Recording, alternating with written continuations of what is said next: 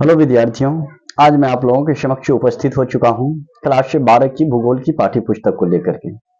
Class भूगोल की 12वीं की पाठ्य पुस्तक और इसका पहला चैप्टर मानव भूगोल एवं प्रकृति, मानव भूगोल प्रकृति एवं विषय क्षेत्र।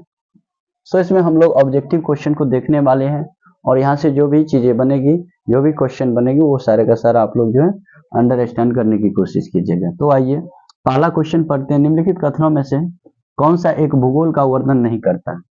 निम्नलिखित कथनों में से कौन सा एक भूगोल का वर्णन नहीं करता है? तो पहला इसका ऑप्शन है समाकलनात्मक अनुशासन।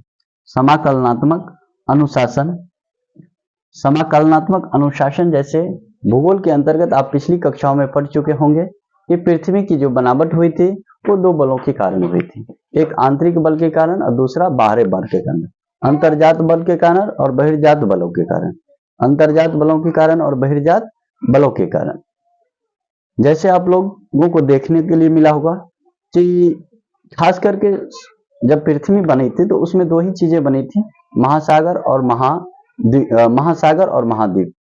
महासागरों में आप लोगों को बहुत सारे उच्चा और उसके महाद्वीपों पर बहुत सारे उच्चा और महाद्वीपों पर महासागरों में बहुत सारे आवच देखने को मिलते होंगे। अर्थात उच्चावच का मतलब ये हुआ कि हम लोग अगर महाद्वीपों पे देखें तो जैसे माउंट एवरेस्ट जैसे बहुत ऊंचे ऊंचे स्थल मिलेंगे। अगर हम सागरों में देखें तो मेरियाना गर्त जैसी बड़ी बड़ी खाई मिलेगी। तो ये सारा एक दिन में ही नहीं बना है, इसमें कई वर्षों लग गए, कई लाखों वर्ष, करोड़ों वर्ष लग गए।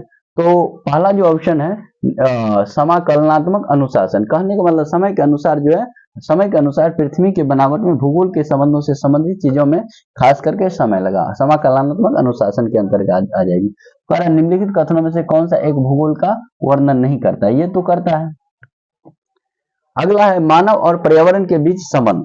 मानव और पर्यावरण के बीच जो है संबंध हो जाएगा, मानव और पर्यावरण के बीच जो है संबंध हो जाएगा।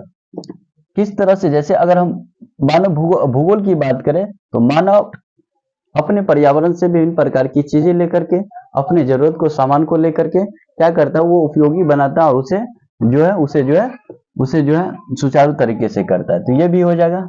अगला द्वैधता और आश्रित, द्वैधता और आश्रित और प्रौद्योगिकी का विकास नहीं। तो यहाँ पर द्वैधता और आश्रित कहने का मतलब ये है कि जैसे हम लोग अगर पेड़ पौधे लगाते हैं, प्रकृति में पेड़ पौधे अपने आप भी फूलते हैं, उसका भी रक्षा हम लोग करते हैं।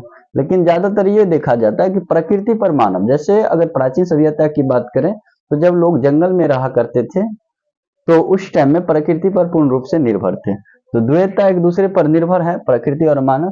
तो ये भी ऑप्शन जो है इसका आंसर नहीं होगा।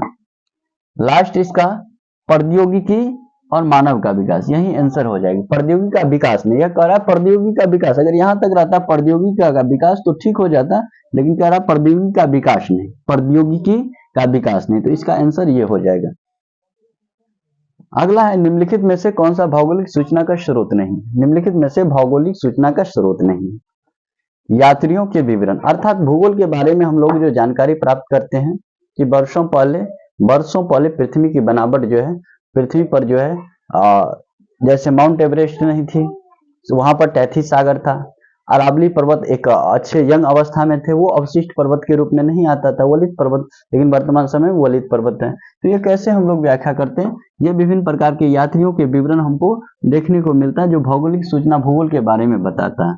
तो ये तो इसका जो है कह रहा है कौन सा स्रोत नहीं है, तो हम लोगों को नहीं पर जाना है, तो ये तो होगा, आंसर नहीं होगा।